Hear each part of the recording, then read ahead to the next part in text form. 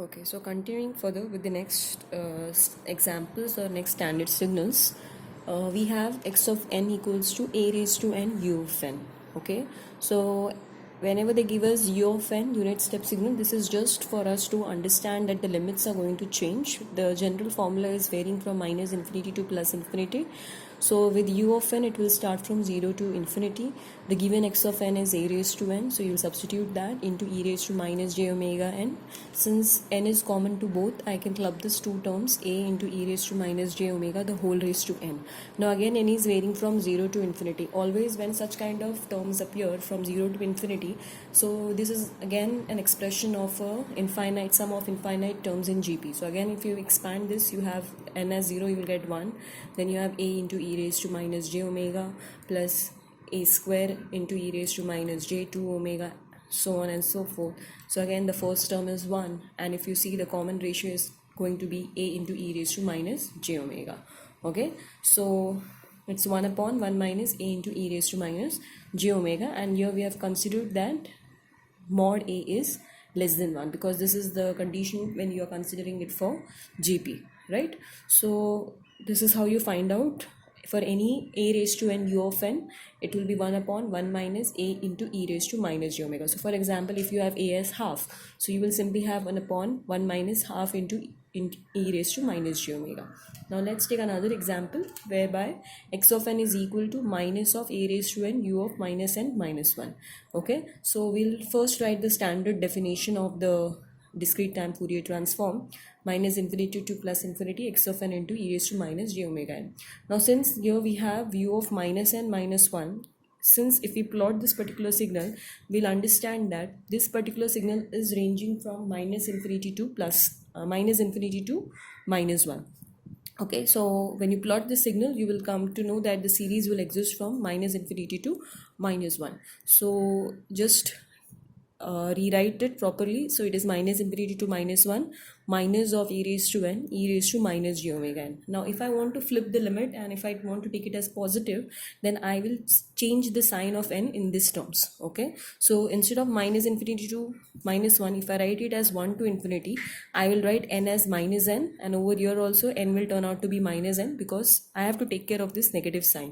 So though I have expressed here n positive, I have taken care of it in the form of n over here. So there is a sign change in these terms.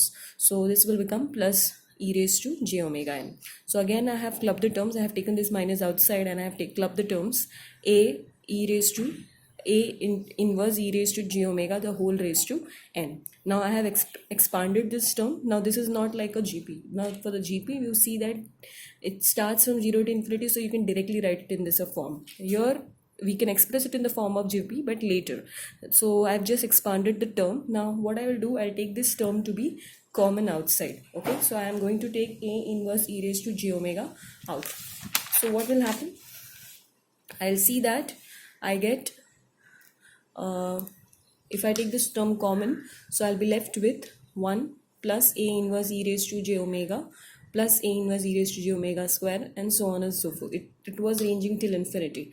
Okay, now over here, now this term is supposed to be in GP, this particular bracket. So again, the first term is 1 and the common ratio is turning out to be 1 minus a inverse e raised to j omega. Now here it is a inverse. Okay, so that means 1 by a, it is already in a inverse. So omega a, the mod of a has to be greater than 1, because this is e raised to j omega by a.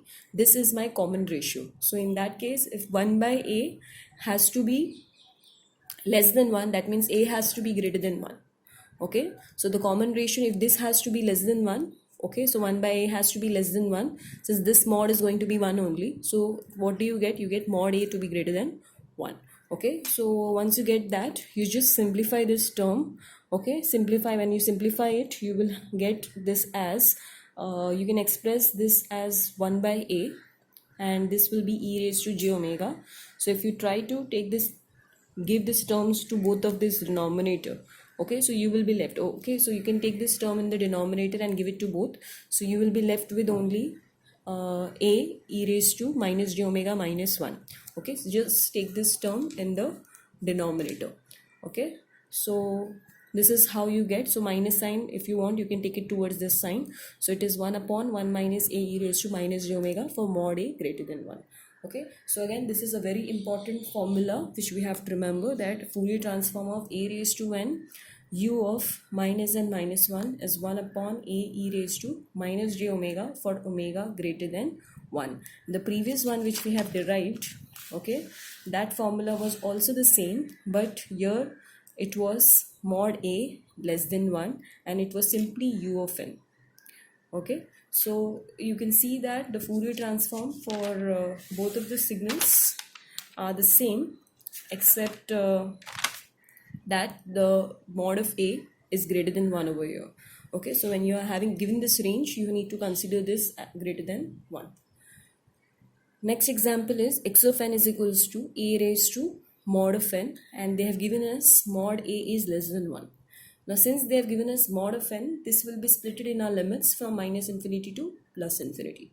Now from minus infinity to plus infinity, we know that mod of n will be plus n for n greater than or equal to 0, and it is going to be minus n for n less than 0. So for less than 0, so it's going to be minus n, minus infinity to minus 1, and for 0 to infinity it's going to be plus n. Again, I'm going to expand this. Okay, I'm just going to put the values of n over here. So since the values of n is negative, this will turn out to be the positive. So you'll have a e raised to j omega, then a square e raised to j omega square. So from 1 I have started, minus 1, minus 2, and it will go till infinity. Here I'll start from 0. So a raised to 0 is 1. Here also. So then again we have a e raised to minus j omega, so on and so forth. Again, I will take this a e raised to j omega to be common. So I'll have 1 plus a e raised to j omega and so on. And this is again, you see that this is already in GP and they have already given you mod a is less than 1. So I can always write it in the form of sum of infinite series which are in GP. And again, this is in the form of a GP now. So again, I have expressed, this is a common term as it is. Again, this is in GP and this was already there in GP. Now you just try to simplify it by cross multiplying it. So when you cross multiply and open the brackets, you will be left with a e raised to j omega into 1. This will be only a square because this into this becomes plus 1. Then this will be plus 1 minus of a e raised to plus j omega, and then again you open up these brackets and you're going to get these terms. Okay, just the simplification process, what you have to do it further, and you will get that as 1 minus a square 1 minus 2a cos omega plus a square. So this is what you get, the Fourier transform of a raised to mod of n. Alright, now let's take another example, e raised to j omega n. Now this will be as good as we are solving it for frequency shifting. Okay, so let us consider that, and again, since we know that this signal is not summable, okay, it's not summable, so we have to use another approach.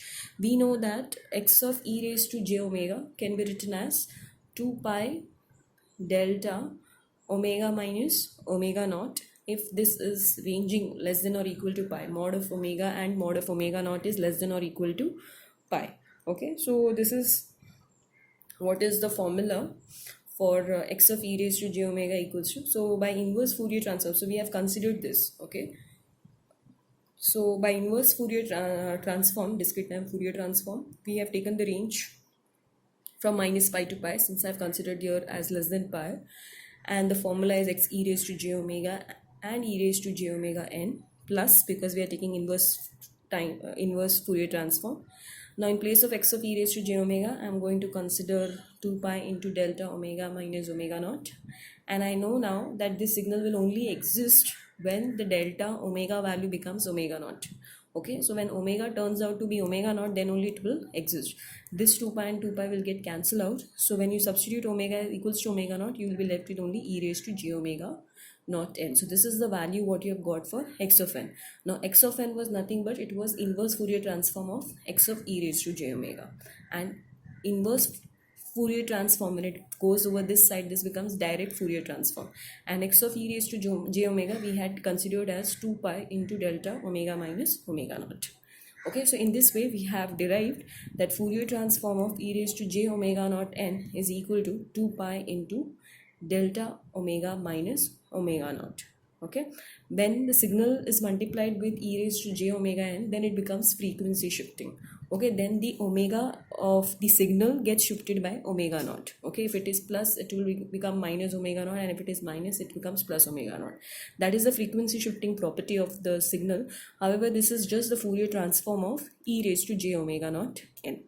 Okay, this is very important to specify where is your omega varying from. Okay, because of this condition we are able to derive it. Okay, then we have the next question has x of n is equals to cos omega naught n. Okay, and omega naught is varying from minus pi to pi.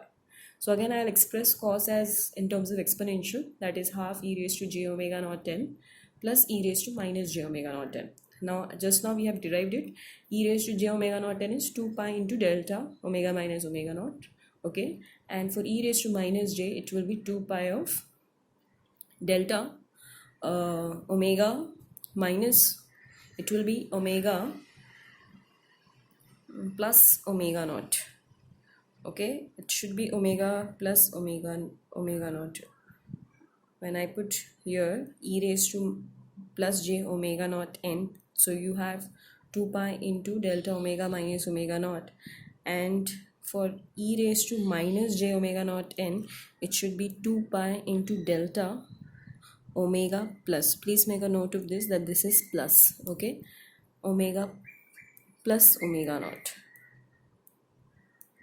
Okay, for e raised to minus j omega naught n. Okay, it should be plus. So you have got the formula now. It's pi delta omega minus omega naught plus delta omega plus omega naught. If the question asked is sine omega naught n, you know that the formula remains the same. Here only the minus sign will come, and here you will have 2j. Okay, so you will have at the end as pi by j and a negative sign over here. Now let's take another question where x of n is given as u of n minus u of n minus capital N. Okay, so let's see what we get.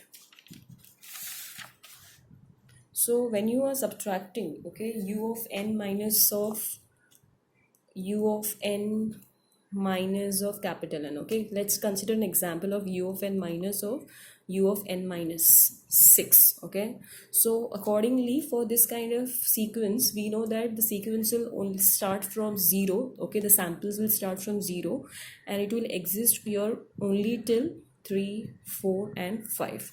Okay, only 6 samples we are going to have, that is 0 to n minus 1.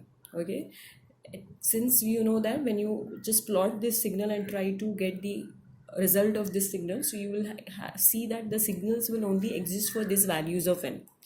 Okay, for n equal to 0, 1, 2, 3, 4 and 5.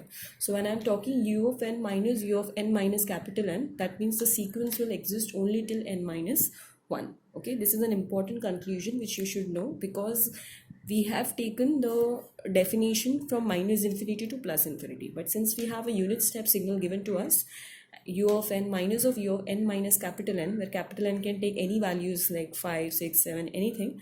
So in general capital N we have written, so here we will have the range of the summation from 0 to capital N minus 1, and the value or the amplitude at this particular period n equal to 0, 1, 2, 3, 4, 5 is going to be what? It's going to be 1 only.